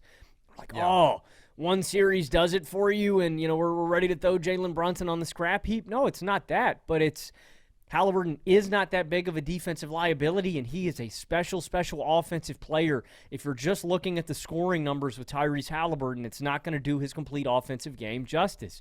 You've got to look at how he impacts everything else, the initial advantage creation, the hockey assists, the just masterful decision-making and playmaking that you get from him every game. I get it. Haliburton had a few games in the playoffs where it was disappointing, where his scoring numbers, where he can, be sub 15 points, where he's attempting 9 field goals from the game, from the field. That can't happen. And Haliburton's got to have less and less games like that. But he's bringing you brilliant offensive value every single night just with his playmaking and his decision-making. I really hope he comes back 100%, Carson. I mean, we're not going to see him basically until almost the playoffs, right? Like, it's going to be see him this year. He's not playing this year. There's no chance. You think even if the Pacers make the playoffs, he's not coming back? I think they've officially said he's not playing this year, but yeah, you're not just going to come right into the playoffs off an Achilles tear and be like, all right, Hali, time to tune up. It's the second round. Well, they won't be in the second round without him. I don't even think they'll necessarily be in the playoffs without him, even in the East. But no, he's not going to play. So it makes this ranking for this year interesting. Like, if people wanted to omit Haliburton because of his injury off this list, I completely understand that aspect of it too. If you're not expecting him to play, but I am projecting if these guys were healthy and basing it off the last season of basketball that we saw from these guys, and Haliburton, to me, he didn't take a massive leap to me. He just reinforced what I already thought about Tyrese Haliburton. If you had asked me where he was last year, I would have said he was in my 5 spot behind Jalen Brunson, who is at number 4. With what he showed us in these playoffs, what he did after January 1st, the rest of the regular season, I think he leapfrogged Brunson, and he took that number 4 spot by storm. So if you want to omit him because of injuries, I completely understand that. But I do think Haliburton dethroned Brunson in that top 5. I think he took that 4 spot. Yeah, it's really damn close. I mean, I said this during the series. It depends on the weather. It depends on the time of day. It depends on my mood. Potentially, I mean, it may really just be determined by the kind of roster that you have or the kind of roster that you're trying to build. So I have no issue with if you want Brunson over Hali. And that's ultimately where I land. I think that it probably comes down to like the very subtle things that you value in a player, what your vision for team building is. Also, here we have another Achilles tear. Yippee. I am going to be optimistic with Hali because he's so much younger and he's my darling Midwestern prince, and I just hope that he comes back the same. So this is based on the level he was at this past year. You mentioned Jalen Brunson isn't just a better scorer than Hali. It's not remotely close. He is a significantly better scorer than Tyrese Haliburton. Even though I think Hali is underrated as a scorer, there's still a big gap there. It's also true, though, that Hali is a far better playmaker, and it's not remotely close compared to Brunson. It's also true that he is a far better defensive player, and it's not remotely close. And as always, I do think that there are a lot of things that Hali does at a really high level that go undervalued because they don't always show up in the box score, but they show up in the film. They show up in the impact. Indiana's offense was 9 points per 100 possessions better with him on the floor this past year. He, for the second consecutive season, led what was the best playoff offense into a deep playoff run. And when he is off the floor, they do not remotely replicate those results. So he just continues to show time and again, he is an elite offensive engine behind the offense that has been the best in basketball over these last couple years. And he's just such a uniquely great offensive genius. Part of it is his insane combination of on and off ball value, where he's a 93rd percentile efficiency pick and roll creator, 81st percentile efficiency isolation creator, but he also is so willing to get off the ball, and he is so willing to let other teammates dictate with the ball in their hands and play alongside other point guards, and he can be lethal relocating and making the extra pass and just playing within the flow of the game because he has this incredible feel, but then he can also take over, and he can be that primary initiator for you over and over again and create an incredibly high shot quality because he's a flawless decision maker. Like, truly, he's the best decision maker in basketball. He has an assist to turnover ratio, the likes of which we've never seen before. And at his size, he is not the most audacious passer, but he has a ton of passing angles available to him. He's an incredibly accurate passer, and more so, it comes down to his ability to strike the best balance ever between risk and reward that I've seen to maximize high value passes, maybe not getting the most that you've ever seen, but while limiting the mistakes at a level that you've never seen while creating that number of high value passes. He's also the best in basketball at pushing pace, hit ahead passes, consistently getting his team early offense opportunities. That's a huge reason that Indiana is as great offensively as they are. And I do think you have to understand he is an underrated scorer, and that's where he is able to leverage that scoring threat into elite playmaking. He demands legitimate respect from defenses as a scorer in terms of their coverages. You can't play drop against him. You certainly couldn't when he had Miles Turner on the team because of the pick and pop threat that Turner posed as well. But Hali, if you get caught navigating the screen, and he can get to a clean pull-up three. Well, he's a lethal three-point shooter, one of the best in basketball. He has one of the best floaters in basketball, which is very consistently going to be available against drop. So he's super comfortable there, but also if you're switching and you're switching a big onto him who isn't a really good defender in space, well, he's super shifty. He can get past them, or he can create space to get to his step back. So there is a legitimate scoring ability there that does go underrated. He has his limitations as a scorer, but overall, just an incredible ceiling raising offensive piece because he can do so many different things offensively to impact the game in so many different ways. He's like such a brilliantly selfless player, so versatile. It's incredible. You can put so many different types of players alongside him, and he's going to make all of them better, and he's going to make the team better in any context. And then you saw in the playoffs, he could be not just a solid, but a legitimate positive defender at times. Like, he's certainly got the size. He's got the measurables. He's got the instincts. I thought he made some great plays in passing lanes. I mean, he blocked a number of jump shots, averaged 2 stocks a game in the playoffs, and by and large was not somebody you could attack defensively. There were stretches in the Thunder series where they were going at him defensively, but overall throughout the playoffs, teams were not able to try to attack Hali with any sort of success on the defensive end. His improvement was really important to Indiana's overall defensive improvement. So I just love him as my initial building block because where I can feel with certain other guys like, okay, I'm constrained to putting this type of player around him, right? Because whatever, I know that I need to hide Brunson so much defensively, or I know that I need to account for Trae's hyper ball dominance offensively. There's none of that with Hali. It's like a blank canvas around him, and he's going to paint something beautiful on it no matter what. I will say he's obviously not perfect, and the scoring volume is the thing, and sometimes people try to distill it down to mentality. Oh, he's got to be more aggressive, and there's some truth in that. But I think you also see, like, there are very specific matchups in which his lack of an elite bag or elite physical traits or whatnot, like, can hold him back. I think you look at the Thunder series, and that was unsurprisingly a huge challenge for him because of OKC's ability to switch everything and no matter what, have an elite perimeter defender guarding Hali. I mean, even when they were switching 1 through 5, when Chet was at the 5, like, Chet can legitimately move his feet in space. And so Hali wasn't able to create space against those guys one-on-one. That's not his greatest strength as a scorer. It's his greatest limitation as a scorer, in fact, if he's going up against an actual awesome defender. What I would also say, though, is the Thunder are the best defense we've seen in a long time. They basically gave every single star they faced hell in these playoffs, and they are a uniquely equipped team to exploit that one limitation Hali does have as a scorer.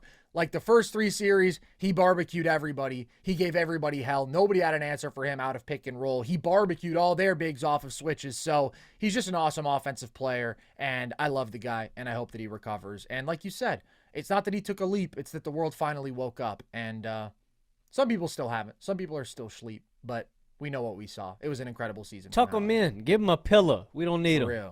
For real.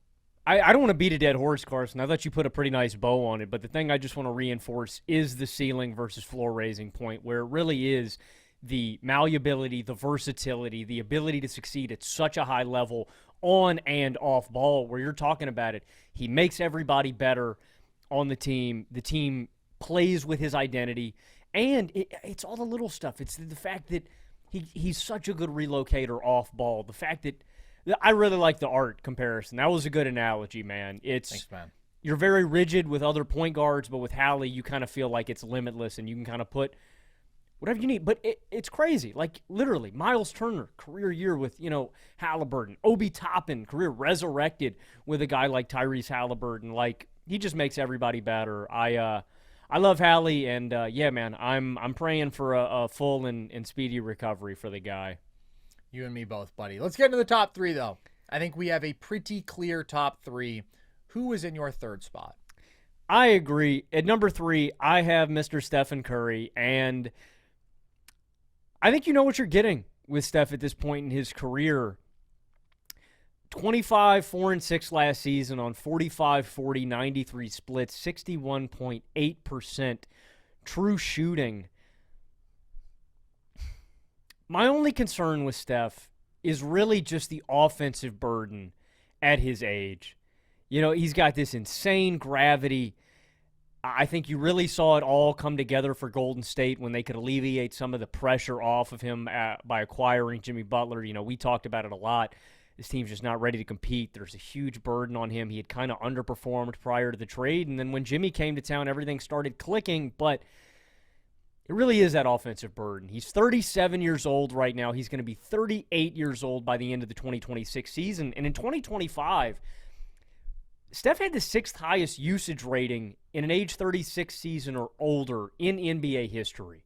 Another further stat that I think reinforces this, only 5 other players in NBA history have attempted 18 field goals per game in their age 36 season or older. That's Karl Malone, Michael Jordan, Kobe Bryant, LeBron James, and Kevin Durant. It becomes increasingly harder and harder. It's hard. I mean, you're just beat up. This dude's 37. It's tough taking on this kind of role every single night with the ball in your hands. Like, you just wonder, can his body take this kind of toll? Can it withstand this kind of punishment and pressure every single night? And just how effective can he be? And how long can he be this effective? You know, Steph is always going to have the gravity and the impact on team offense because of how he shapes the defenses that defend him. You know, you have to defend Steph a certain way or he's going to kill you because he is so great on ball and off ball. But we talked about this all last year.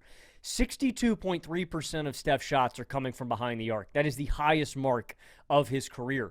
And under 10% of his shots are coming from inside 3 feet.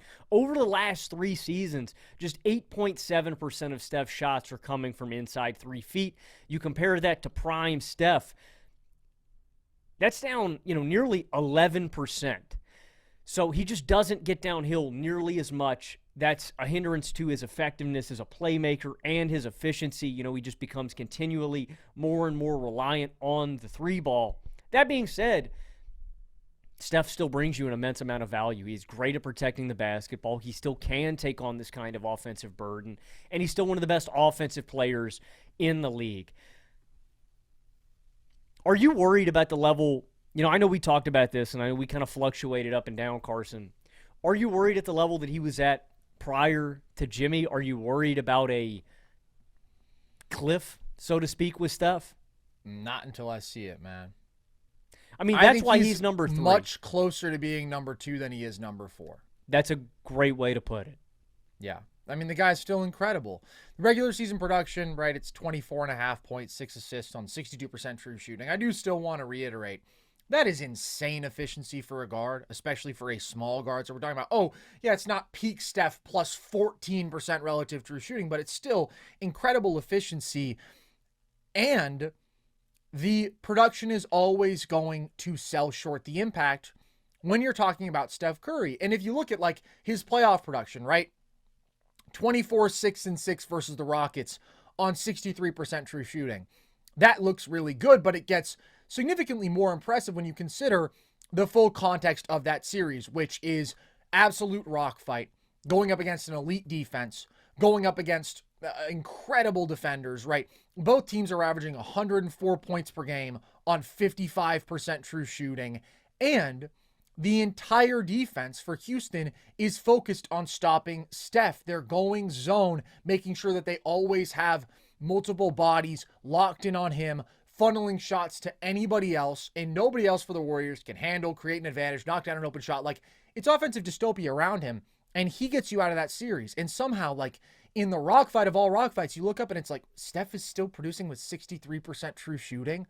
How is that possible? I mean, he had just a couple of absolute masterpieces in that series. And even if you look at game 7 and you're okay, well, Steph really didn't do that much in the box score. Well, how do you think that Buddy Hield is getting those shots, my friend? How exactly do you think that is happening? It's because the entire scheme is willing to concede anybody but Steph can beat us. And you'll go to ridiculous lengths to make that the case. So that's the impact. He's still an all-time offensive engine. He's not what he was a few years ago.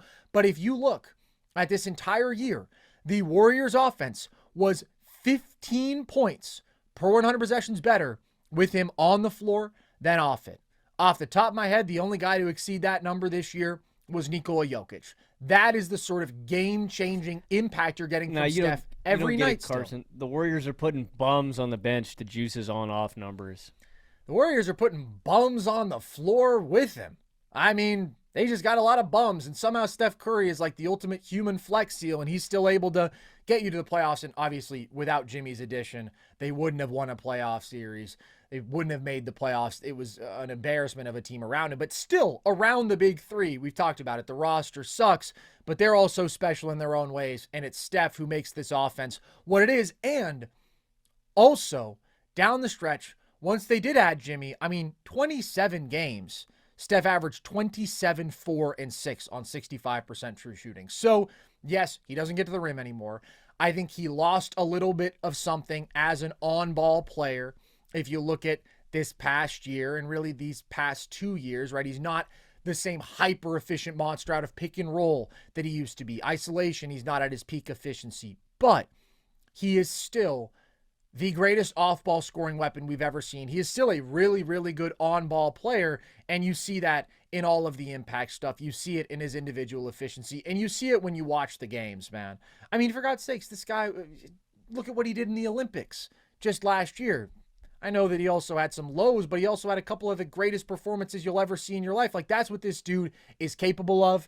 You're getting a little more inconsistency than you were from Steph of a few years ago, but there's just no world in which you're telling me you'd actually rather build your team, like just for this year, around a Jalen Brunson, or if he were healthy, Hali. Like, I understand, the box score might be bigger for a Jalen Brunson, but the impact is just still not at the same level because it's Steph Curry, and he's an absolute monster, and he was playing at arguably a top 5 level down the stretch of this year. And if he had been healthy, who knows? He could have gotten that weird-ass Warriors team to the Western Conference Finals. He was slicing and dicing the Timberwolves to start that series, because that's the other thing you have to think about. He did that against the Rockets.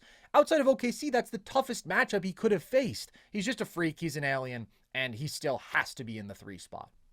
That's the important part to mention with Steph, is it's like you have to understand that the Warriors team around them just isn't up to snuff with a lot of these guys that we're talking about. The teams around so many of these guys on this list are so much better. Like, Steph he's got a ton on his plate, man. And I really hope the Warriors get their act together and get a foot up their ass to go sign somebody, man. Well, it might be a little late for that. Horford's still out there. Apparently they thought he was going to sign, and they were surprised when he didn't, whatever that means. So go Dubs.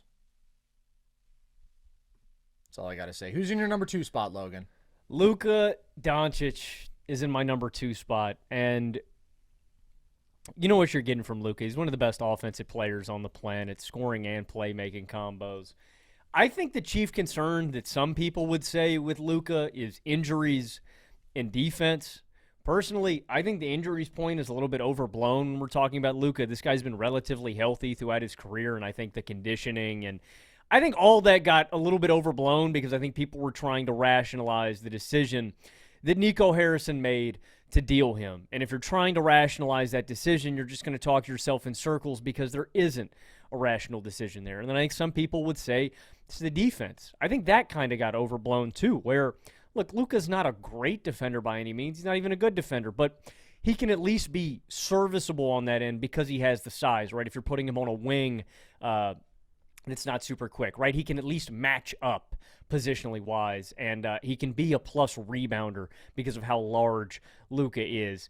I think there are some engagement issues there, certainly, but that's not the chief concern that I really have with Luka Doncic's game at this point in his career. I think the concern that I have with Luka is his reliance on the 3-ball and his perimeter shot.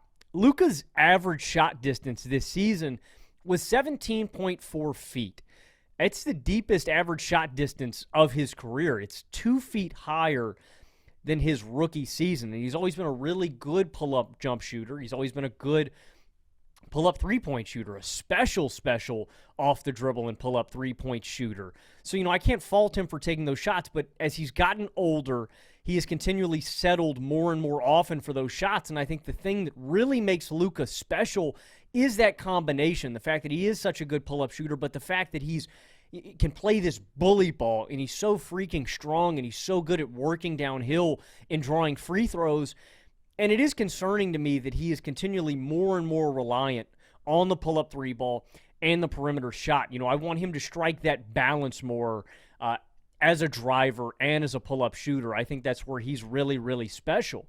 Because along with that, 10.4% of his field goal attempts are coming inside 3 feet. That's the lowest mark of his career. It's nearly halved from his rookie season. So Luka's a superstar. He is unequivocally the second best point guard in the league to me because he's got these physical advantages that Steph just doesn't have at this point in his career, But I am worried about that, Carson. It is concerning to me that as he gets older, as it becomes harder and harder to take this kind of physical toll on your body, is he going to sink more and more into these tendencies? I think he's stamped as the number 2 guy, but it's important to mention, 2 years ago, people would have called you foolish. A lot of people would have called you foolish if you had SGA over Luka. Mm-hmm.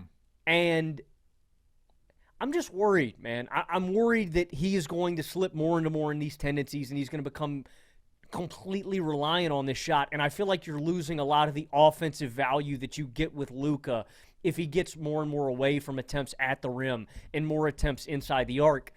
Because I think that's what makes Luka special. It's that ability to dominate from everywhere on the court and not just from behind the arc. I think you're losing a lot if he becomes more reliant on that. So he's stamped top 2, but I don't want to just be comfortable with that as him. Like, I think Luka could be the best guard in basketball. I just don't feel like he's there right now. Yeah, he absolutely can. I mean, we've seen him already. He held that title for a time, and then Shai went out there and took it. But Luka also conceded it by regressing in some areas. And I do think that Luka is clearly number 2. However, like I said, I think Steph is closer to number 2 than number 4. And if you wanted to make an argument that purely for this one season, you'd rather build your offense around Steph, I would hear that case, which that was a real debate for a long time, right? And then you think, okay, with Luka playing at the level he was in 2024 and with Steph just regressing a little bit, you felt like that conversation was over. But now, I don't know. I think that's a conversation you can have in 2025. Again, I'm going to land on the Luka side of it, but Steph is still that good, and there are some flaws with Luka. I think you touched on a lot of them. Less rim pressure than you were getting in, say, 2023 even, right? Which I think is when some people would argue Luka peaked all around. He was significantly more effective and consistent as a driver at that point. Also, he's a very good pull-up jump shooter, but you were saying always been elite.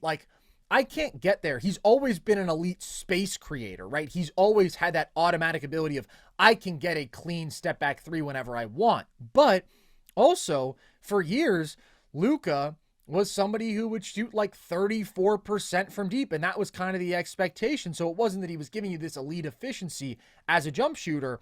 Then 2024, he has a significant improvement, shoots over 38% from deep. And then this year, took a little bit of a step back. Now, he shot almost 37%, so the three-point shooting was still quite good from him, but you also have a little bit of a step back there compared to 2024, where he's not quite at that same really high level as a three-point shooter, which he also wasn't in the 2024 playoffs. But I almost feel like you downplayed the conditioning and defense concerns. The injury stuff I agree with. I'm not worried about injuries with Luka. Guy's basically been a steel tank in terms of health until this past year and the 2024 playoffs. The defense has been absolutely abysmal in the last 2 playoff series he's played, though. I guess I'm just not. I agree with you. I think I downplayed it a little bit, but I think the only reason I did that is just because I'm not super confident that he's ever going to be committed. I don't know. I feel like doesn't that make it the biggest concern? Isn't that the ultimate red flag? Yeah. Or you're just saying you don't even see room for improvement. This just is what it is. It sucks. I don't know. That is kind of my point, I guess, is that I've seen him change his tendencies offensively where he was better. I've never really seen Luka fully committed on that end. So yeah, I'm not just confident that. I don't know. I'm just not confident that he's ever really gonna be committed on that end. I think that we've seen stretches where he's passable defensively, and I think we've seen stretches where he's really bad defensively. Now, I think the 2024 finals was an embarrassment against a team that was built to put him in every action and had so many guys who could beat him off the dribble and blow past him. And like that was the entire basis of their offense. And they destroyed him doing that on that side of the ball. And then this past series, I thought that, again, he was just abysmal defensively, and you're able to relentlessly attack him. And that's going to happen in the playoffs until you show, hey, actually, I am going to move my feet. I am going to make some plays with my IQ and my positioning and my size and strength and hands. And like these things that Luka can do to the point where he's a mediocre defender. We've seen it, but he hasn't been doing it. And I think, first of all, you need to do it in the playoffs. You need to do it in the NBA Finals. Those are the most important moments. But also clearly, like this past year, he was carrying a little extra weight around. And yeah, he had the injury. But that's where you also saw him just like totally wear down in fourth quarters offensively. And also without like a vertical spacing big and against a defense that was switching everything, they were able to force Luka into so much iso ball, so much let me try to beat this switch as a scorer over and over again, that I think that wore on him physically too. And so you get to like these fourth quarters, and I mean, his numbers were terrible while his defense was terrible. So those are all the downsides, but it is still Luka Doncic. And if he reaches his ceiling, which is passable defender, getting downhill more, shooting the three ball at the 2024 level consistently, he can definitely reclaim the number one spot on this list, because his offensive peak with like okay defense, I mean, that's just an absolute world ender of a basketball player. This is a guy who, yeah, is 6'7" with elite strength, with unbelievable change in pace, who's going to get to the line 8-9 times a game, who can kill you from the mid-range, who can kill you from floater range, and is one of the best passers, not just on the planet, one of the best passers we've ever seen, probably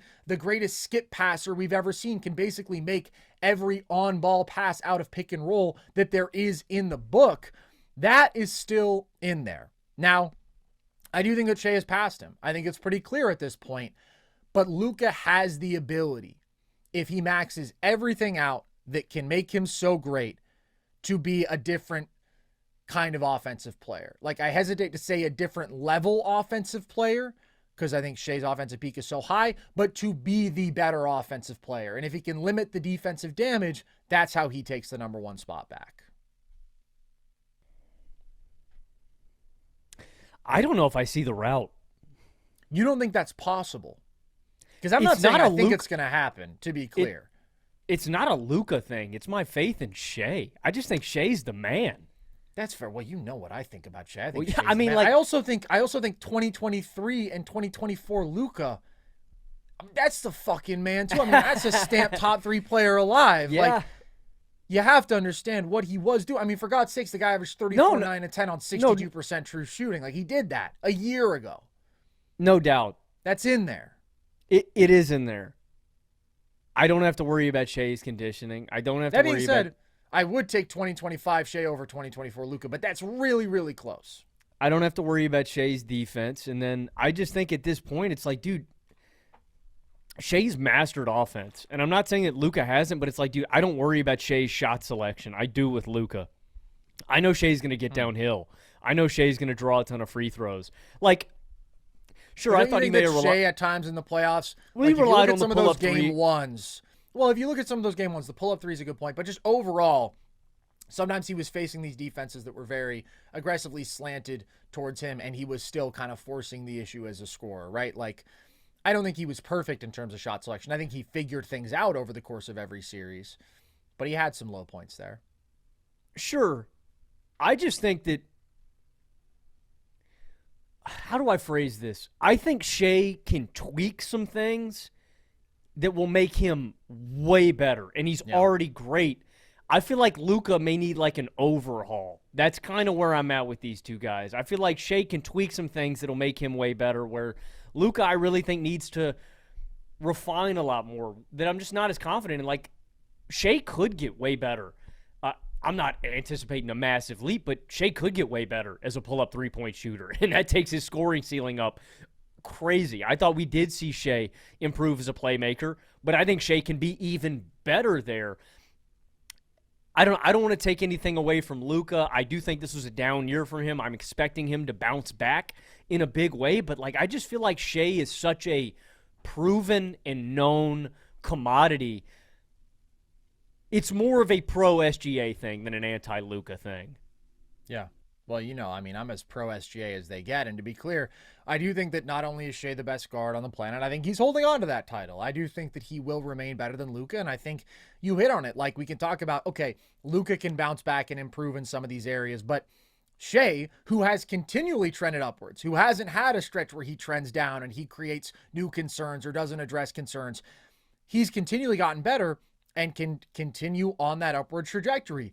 The pull-up three-point shooting. Like, if Shai shot from beyond the arc at the level in this regular season, if Shai in these playoffs shot from deep at the level that he did in the regular season, I mean, that would have been like the perfect score, right? And that is in there. He can improve. If Shai was the level of playmaker that he was in the second half of series and like at his best in all these matchups, if he just started in that mode, well, then you're talking about like damn near a perfect offensive player. Like, this is all stuff that was a little up and down in the guy's first deep playoff run, which was a title run, mind you. And he averaged 35, 6.5 on 57.5% true shooting while taking incredible care of the basketball, very low turnover numbers.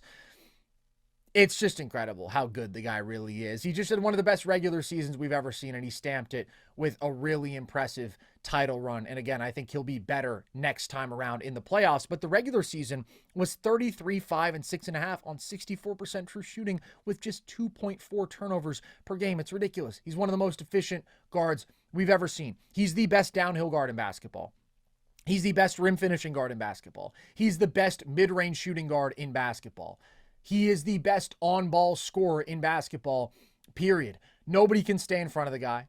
Nobody can keep him from getting to his spots out of the mid-range. The bag is out of this world. The handle is the best we've ever seen for a guy of his size. Like, just in every single way, he is an absolute monster all-time scorer, and he leverages that into being an elite offensive engine without being a conventionally elite playmaker. We've talked about this, but when you have to take such ridiculous gambles, like we're talking about with Steph, right? With him, a lot of it is off ball. Okay, we have to be attached at all times. We have to have so many eyes on him. We'll live with other people beating us.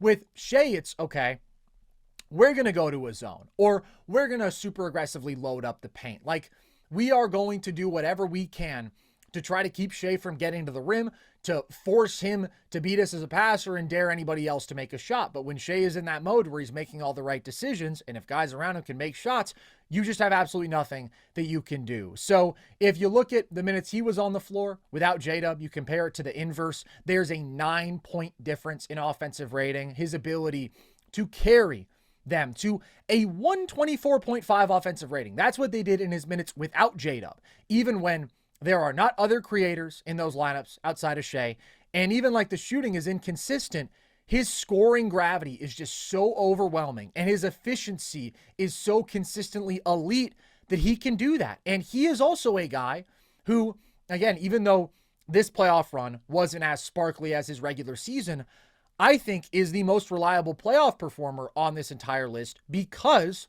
first of all, can't get hunted on defense. And that's a really important point to make. He is easily the best defender on this list. Cade could have a cup of coffee in that conversation, but Shai, even though he's not a great on-ball defender, he's fine there. And off-ball, he's really damn good. I mean, 6'6" with a 6'11" wingspan, one of the better rim-protecting wings in basketball, one of the better at generating steals. So that's significant that he can actually be a positive defensive contributor. That's a rarity on this list. And his scoring floor is so obscenely high because it comes back again, man. When you get into the playoffs, if you can live in the paint without having to get to the rim, defenses can't take those shots away from you. And this is a guy who dominates inside the paint, outside the restricted area, dominates the mid-range, but also is going to get to the line like 10 times a game and is the best at still carving out driving angles, varying his stride length, using that 6'11" wingspan and his ridiculous ballerina body control and spins and agility and unbelievable touch as a finisher to still get to the rim in spots where nobody else could. Like, That's how you do what he did in these playoffs without a good three-point shooting run.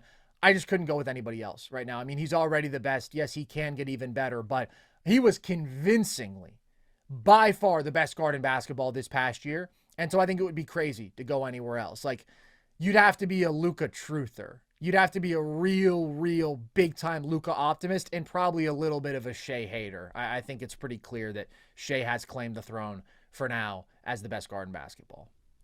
100%. It's just that ridiculous skill set, man. I mean, that combination of change in pace, of burst, of coordination. But really, I think the most underrated thing about Shai, man, is the physicality. Like, people always, I think, will overblow the flopping and I give guys grace with the flopping thing, man, because I think it's like,